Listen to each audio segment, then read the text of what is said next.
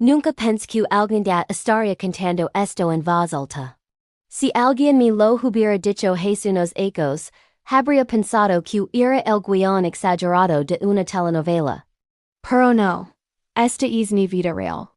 Me llamo Lavra. Tengo 32 ecos. Soy una mujer negra. Trabajo en una oficina y siempre creí que, a pesar de los problemas, tenía una familia unida. Hasta que mi esposo dejó embarazada a mi propia hermana. Why, para colmo. Casi toda mi familia decidió culparme a mí. Crecí siendo la responsable de la casa. Era la que sacaba buenas notas, la que ayudaba a mi madre con la limpieza, la que escuchaba los problemas de todos. Mi hermana Sofía, en cambio, era el torbellino. Impulsiva, dramática, siempre metida en alguna locura. Aún así, la amaba con todo mi corazón. Cuando de niños nuestros padres discutían y los gritos llenaban el apartamento. Yo la abrazaba fuerte y le decía al oído que siempre iba a cuidarla, que mientras estuviéramos juntas nada malo nos podía pasar. Con el tiempo, nuestras vidas tomaron caminos muy diferentes. Yo empecé a trabajar en una oficina y, aunque no ganaba mucho, tenía la cierta estabilidad. Sofía saltaba de trabajo en trabajo, de relación en relación, viviendo siempre al límite. A los 26 conocí a Daniel. Era atento, caricoso.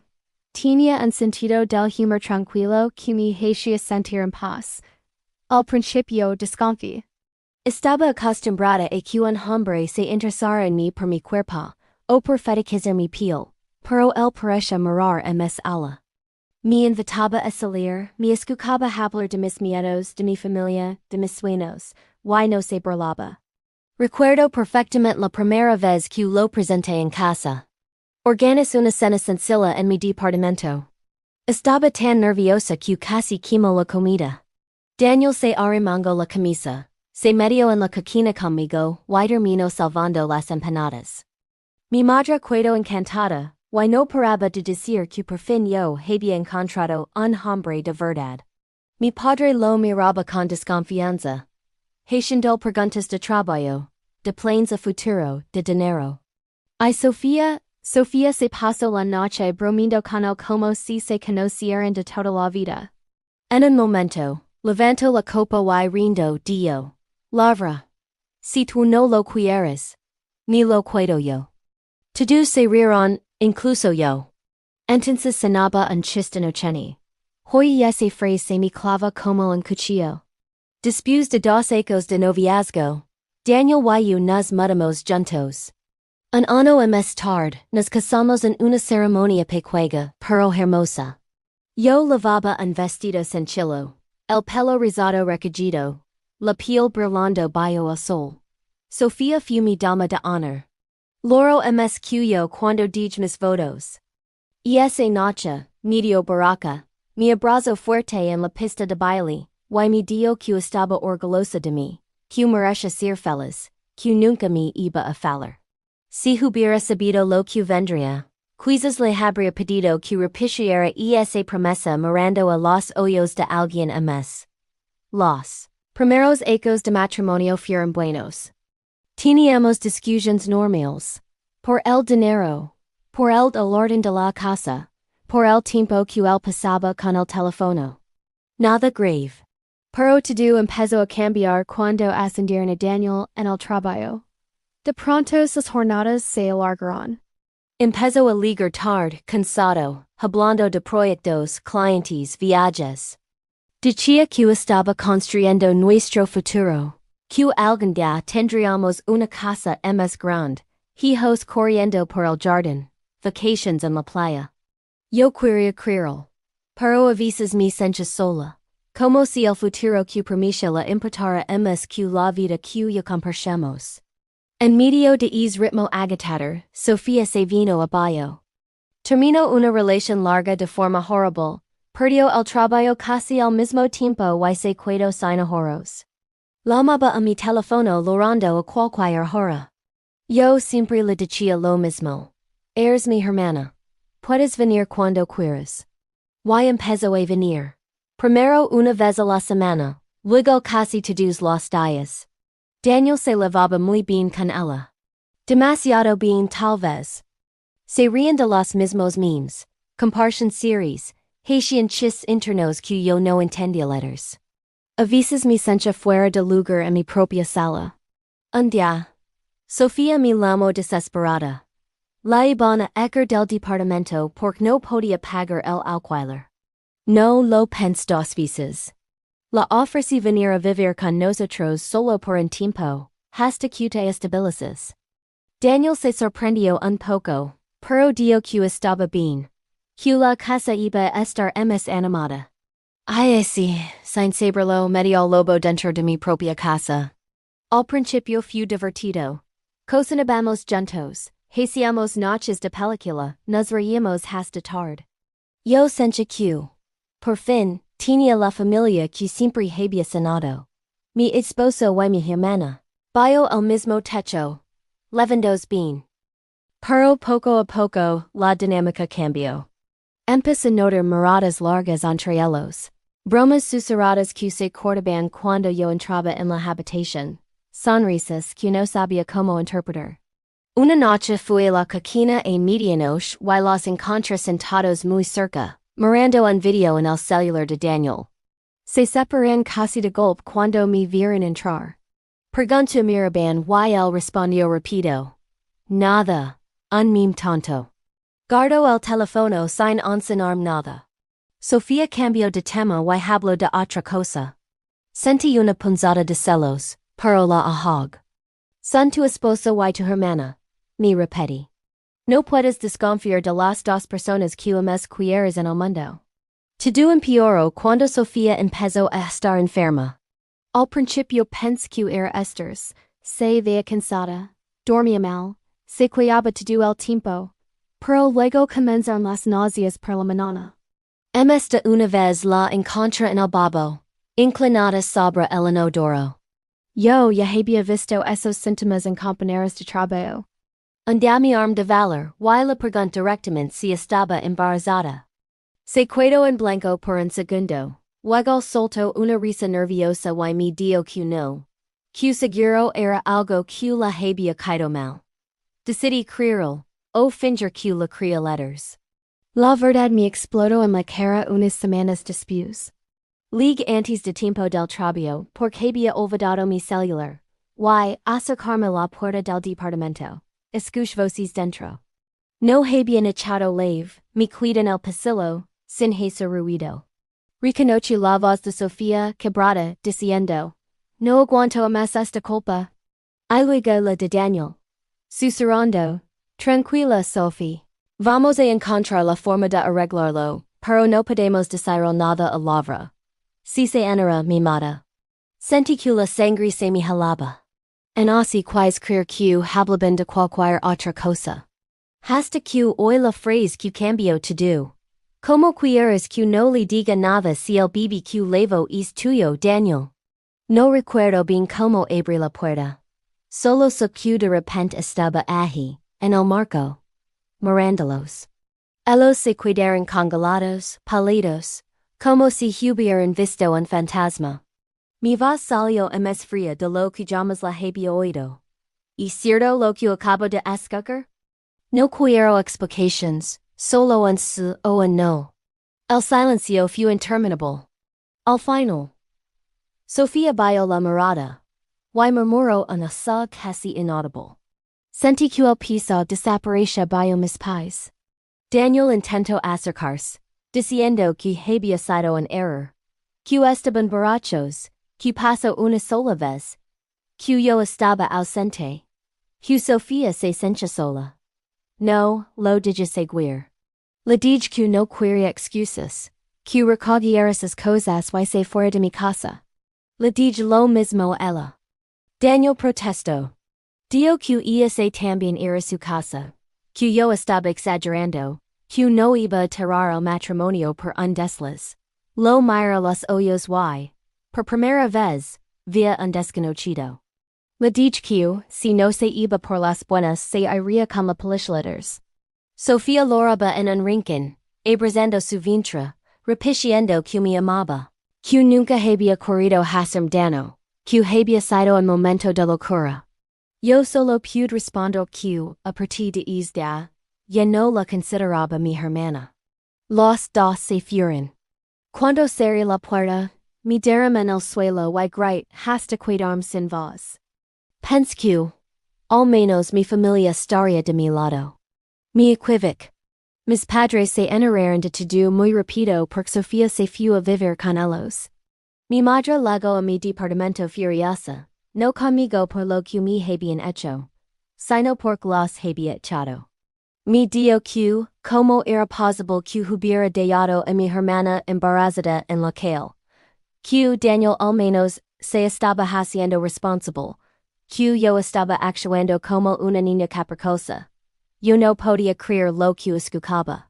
Le record que él era mi esposo y que Sofía, su hija menor, se había acostado con él. Ella respondió que en esta vida todos cometemos errores. Que yo nunca había entendido a Sofía. Que quizás si yo hubiera estado más pendiente de mi matrimonio, Daniel no habría buscado consuelo en otra parte. En cuestión de días, pace de ser la víctima a ser la culpable. Mi padre fue un poco más neutral. Pero tampoco se puso realmente de mi lado. Decía que no quería ver a la familia rota por un error. Que había que pensar en el bebé. Yo estaba tan destrozada que ni siquiera tenía fuerzas para seguir discutiendo. Es lo único que sentí que podía hacer para salvarme. Mi mood. Buscan departamento pequeño lejos de la casa que había compartido con Daniel, metí mis cosas en calles, Lori sobre cada recuerdo y me fu.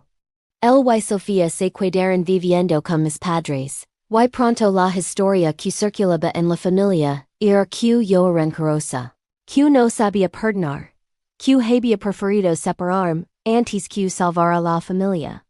Empecé terapia porque sentía que me volvía loca. Mi autoestima estaba por el piso. Liga preguntarme si, de alguna forma yo había provocado todo eso. La psicóloga fue la primera persona que, sin conocerme, me dio con calma que lo que yo había vivido era una traición doble y que no era responsable de las decisiones que otros habían tomado. Sus palabras no curaron el dolor de inmediato, pero fueron como una luz pequeña en medio de tanta oscuridad. El embarazo de Sofía avanzó. Yo me había prometido no aparecer en el hospital el día del parto. Pero cuando mi padre me llamó desesperado diciendo que había complications, mi corazón de hermana pudo más que mi orgullo. Fue. La encontré pálida en la cama, con un pequeño bebé en brazos. Daniel estaba al lado, en silencio. Cuando me vio entrar, Sofía rompió a llorar. Me dijo que no esperaba que yo fuera, que gracias por estar allí. Me ofreció cargar al bebé. Duró unos segundos, pero al final lo tomó en brazos. Era precioso pequeño, con una expresión tranquila, que no merece estar en medio de tanto desastre. Pense, tú no tienes la culpa de nada. Dije un peluque lleno a la cuna y me fui sin mirar atrás.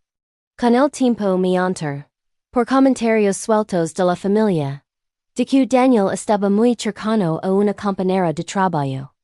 Las fotos que mi madre mandó Mateo el bebé mostraban a una mujer nueva en el sofá de la casa de mis padres. La historia se repite letters. Sofía, ya agotada por la maternidad y la culpa, terminó descubriendo que Daniel la engañaba también a ella. Un año después de todo, me pidió verme solas. Excepto con muchas reservas, nos encontramos en una cafetería letters. La Sofía que se sentó frente a mí no era la misma chica brillante y desordenada de antes. Era una mujer rota, con olleras, los hombros caídos y los ojos llenos de lágrimas.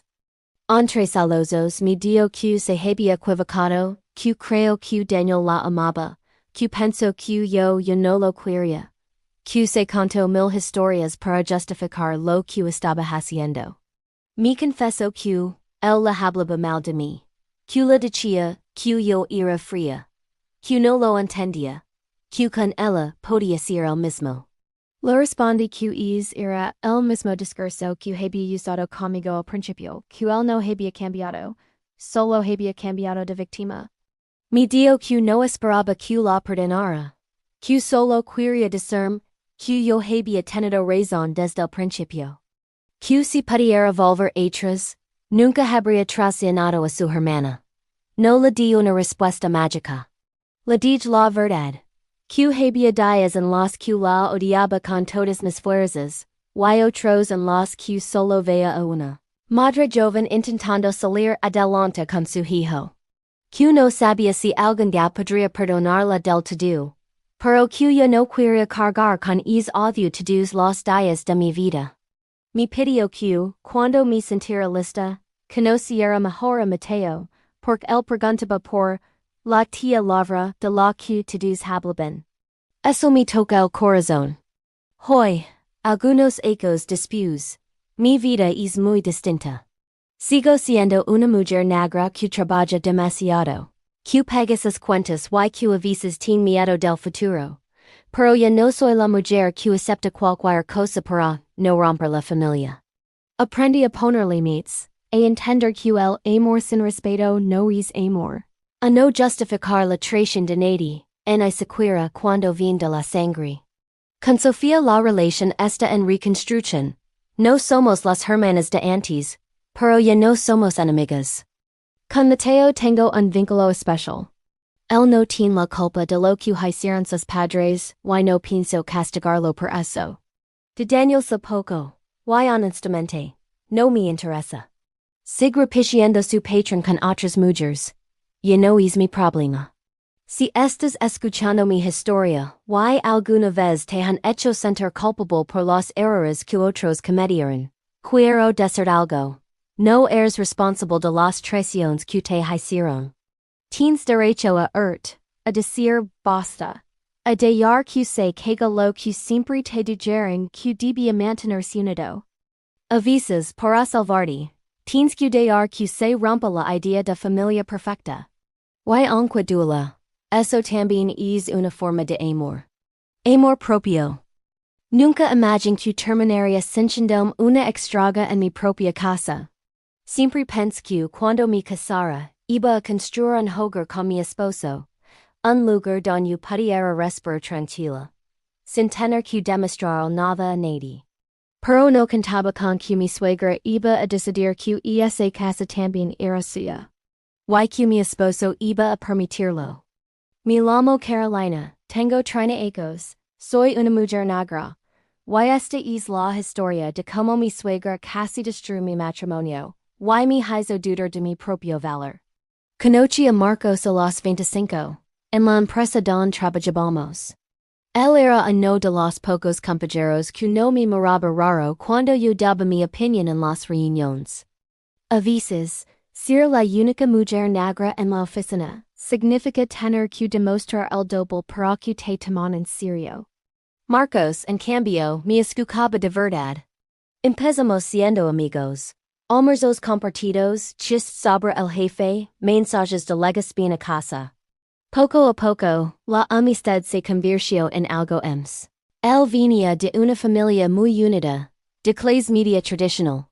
Yo de una criada por madre soltera que siempre había tenido que lucrar el triple. Cuando me presentó con sus padres, yo estaba nerviosa, pero quise pensar que todo iría bien. Su papá fue amable desde el principio. Me dio la mano, me preguntó por mi trabajo, por mis planes, por mi mamá. Mi suegra, en cambio, me dio un abrazo frío y un comentario que, en su momento, quise interpretar como torpeza, pero que ahora, que escondía muchas cosas. Ni miró de arriba abajo y dijo, eres muy guapa, Carolina. Marcos siempre tuvo gustos muy diferentes. No supe si era un completo o una crítica disfrazada. Durante la cena hizo algunas bromas sobre mi cabello, sobre mis rasgos exóticos, sobre lo colorida que era mi ropa. Yo sonreí por educación, pero por dentro algo se encogió.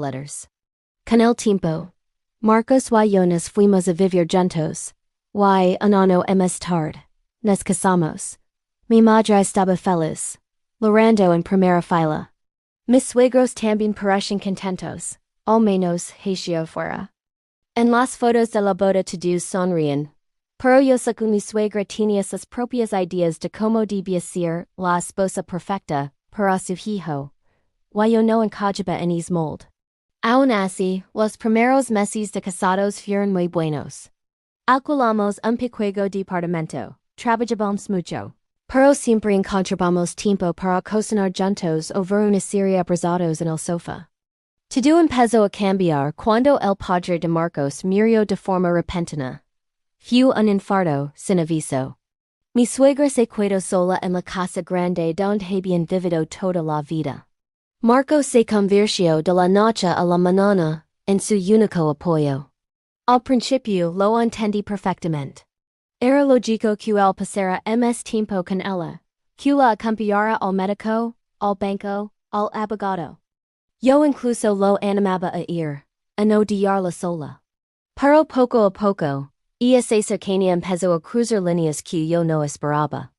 Un domingo, Marcos me dijo que su madre se sentía muy sola, que la casa la cuidaba grande, que cada rincón la recordaba a su esposo. Me propuso que viniera a quedarse unos días con nosotros, hasta que se sintiera mejor. Yo dude. Pero no quise ser la nura egoísta. Le dije que sí, que por supuesto, que era su madre. Esos unos días se convirtieron en semanas y esas semanas en meses. Y cuando me di cuenta, mi suegra se había mudado a mi casa sin que nadie lo dijera en voz alta. Al principio, intenté que la convivencia fuera cordial. Le cedimos el cuarto de hospedes, le compré ropa de cama nueva, organizamos un pequeño espacio en la cocina porque guardar sus cosas. Pero mi suegra no tardó en comportarse como si fuera ella la dueña de todo. Empezó a cambiar los muebles de sitio sin preguntarme, a tirar la basura decoraciones que yo había elegido con cariño. A decir phrases como: en mi casa siempre lo hicimos así, o esta sala se ve mejor de esta forma, tengo más experiencia que tú. En la liga del trabajo, encontré mis cuadros guardados en una caja en el pasillo. En su lugar mi suegra había colgado viejas fotos de la infancia de Marcos, crucifijos y un reloj enorme que marcaba cada segundo con un tic-tac insoportable. La pregunta había pasado con mis cuadros y ella, con su sonrisa amable de siempre, me dijo: hijita, no te enojes. Es que estas cosas modernas no combinan con la energía de la casa, cuando tengas tu propio lugar decoras como quieras. Me quedé en silencio porque se suponía que esta era mi casa. Poco a poco, empezó a invadir también la cocina. Yo siempre he sido muy orgullosa de mis recetas. Mi madre me enseñó a cocinar despequega, a poner el amor a la comida, a usar las especias sin miedo. Mi suegra, en cambio, tenía un estilo muy distinto, más simple, más de toda la vida. No habría problema si fuera solo una cuestión de gustos, pero ella lo convirtió en una guerra silenciosa. Si yo cocinaba, torcha la boca y decía que olía raro. Si Marco se servía un segundo plato de algo que yo había hecho, ella comentaba: cuidado hijo, con tanta grasa se te va a subir el colesterol. Si ella cocinaba, le servía el primero, el mejor pedazo de carne, y luego me dejaba a mí lo que sobraba, como si fuera una invitada de segunda categoría letters.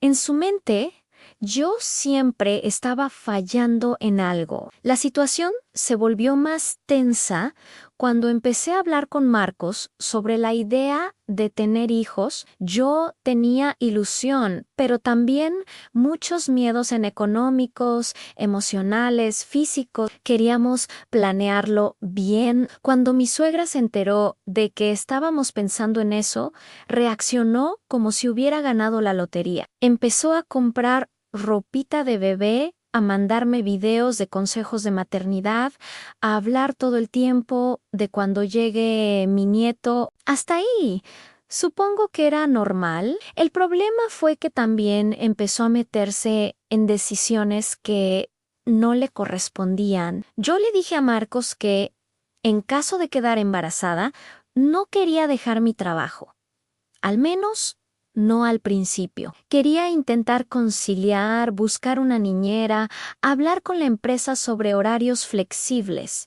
Cuando mi suegra lo oyó, casi se ahoga con el café. Me miró escandalizada y dijo, ¿vas a dejar a mi nieto con una extraña mientras tú te vas a trabajar? ¿Qué clase de madre hace eso? Respiré hondo y respondí que muchas mujeres lo hacían, que no éramos menos madres por querer mantener nuestra independencia económica. Ella rió, como si yo fuera una niña ingenua, y murmuró algo sobre las mujeres de hoy en día y los valores que se pierden. Lo que yo no sabía es que detrás de mis espaldas también hablaba con Marcos. Una noche él llegó serio a casa y me dijo que estaba preocupado, que su madre le había comentado que yo no parecía muy entusiasmada con la idea de ser madre, que quizá mi carrera era lo único que me importaba. Sentí una mezcla de rabia y tristeza. Le expliqué lo que realmente pensaba,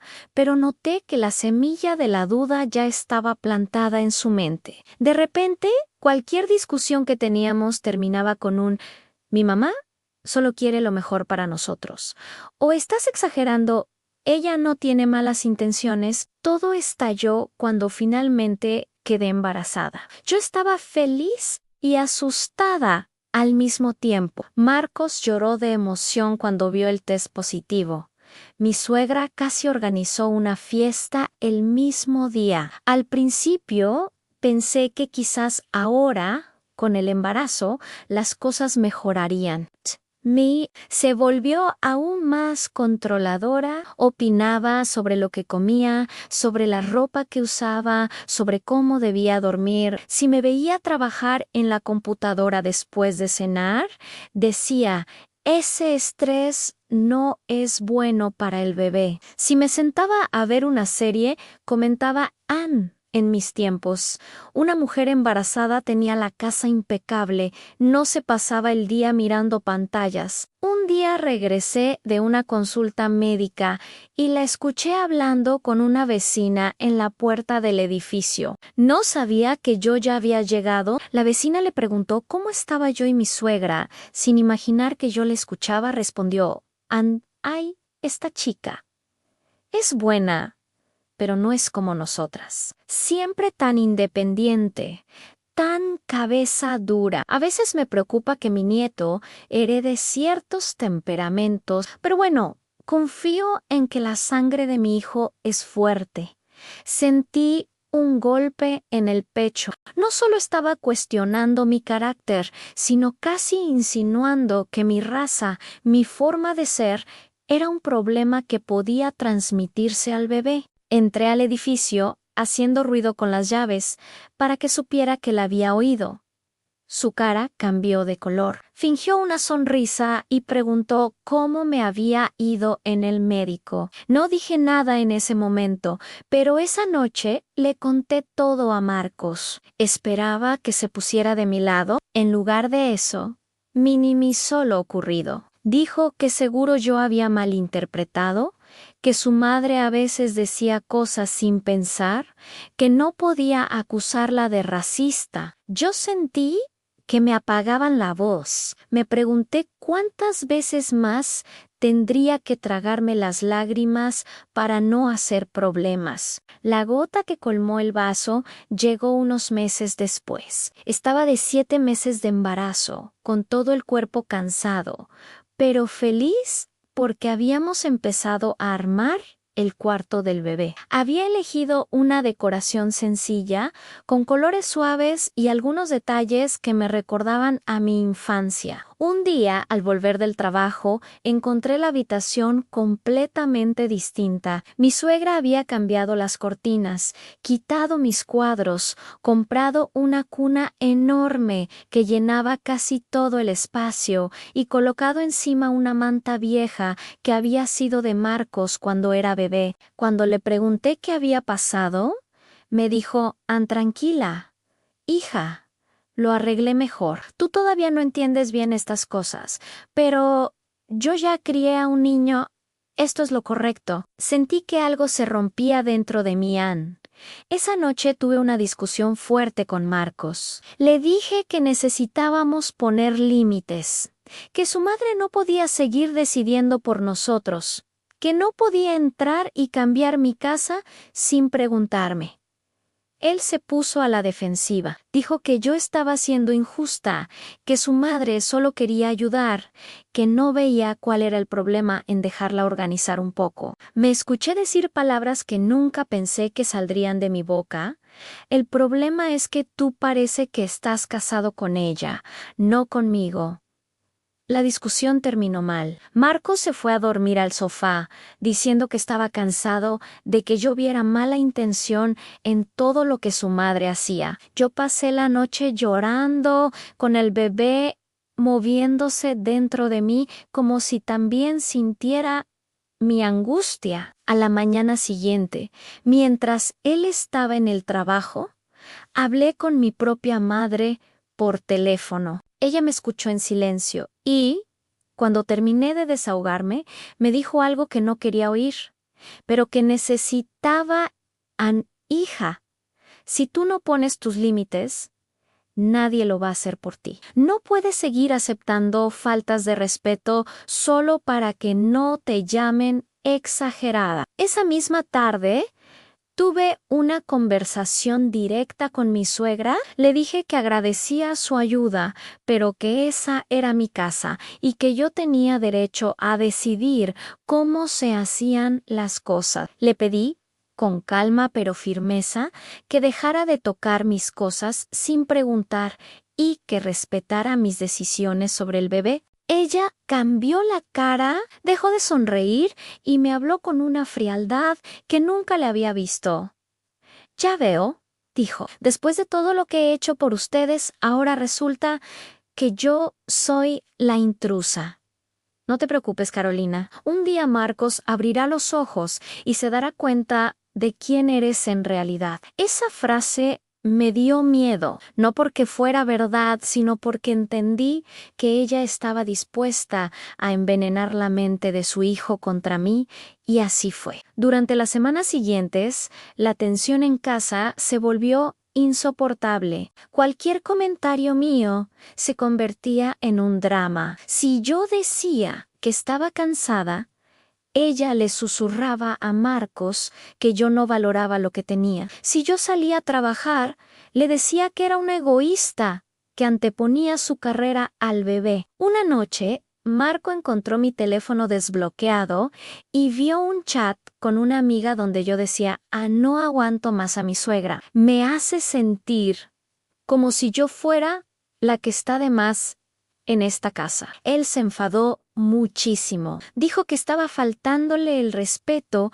a la mujer que lo había dado todo por él. Yo estaba agotada, con el embarazo avanzado y un ambiente lleno de veneno. En un momento de desesperación, hice las maletas y me fui a casa de mi madre por unos días. Le dije a Marcos que necesitaba aire, que no me sentía segura emocionalmente en aquella casa. Él, en lugar de intentar entenderme, se cerró más en mí. Dijo que, si yo me iba así, estaba demostrando ser inmadura. Mi suegra, por supuesto, aprovechó para pintarme como la mala de la historia ante toda la familia. Pasé 2 semanas con mi madre pensando si quería realmente volver a ese entorno. La respuesta que surgía de mi corazón era no, pero también tenía miedo de criar a mi hijo sola, miedo de romper mi matrimonio, miedo de repetir la historia de mi madre que había tenido que enfrentar al mundo sin pareja que la apoyara. En medio de esas dudas, una noche recibí un mensaje inesperado.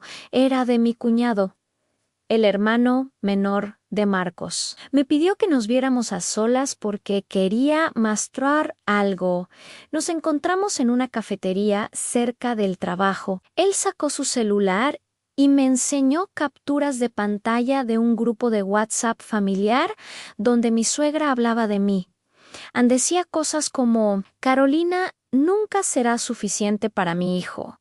Solo está interesada en el dinero de Marcos. Seguro cuando nazca el niño, querrá que la críe otra persona para seguir trabajando como si fuera soltera. También había mensajes en los que le decía directamente a Marcos que abriera los ojos, que pensara si de verdad quería que sus nietos crecieran sin los valores de su familia. Mi cuñado, cansado de ver tanta manipulación, decidió enseñarme todo eso. Lloré en esa cafetería como no había llorado en meses, no solo por lo que mi suegra decía de mí, sino porque llevaba mucho tiempo construyendo una imagen distorsionada de quién yo era. Esa noche le mostré a mi esposo, Marcos, las capturas de pantalla. Al principio intentó justificar a su madre, pero mientras leía su cara a cambio, vio cómo ella retorcía mis palabras, cómo me pintaba como una amenaza. La conversación fue larga y dolorosa. Le dije que lo amaba, pero que me amaba también a mí misma, y no iba a permitir que nadie me humillara en mi propia casa. Le pedí que eligiera no entre su madre y yo, sino entre seguir permitiendo que ella se metiera en nuestro matrimonio o establecer límites claros. Una semana después, Marcos habló con ella y le pidió que se mudara. Si te reconoces en mi historia, quiero decirte que tus límites son válidos. No tienes que aguantar humillaciones en nombre de la familia.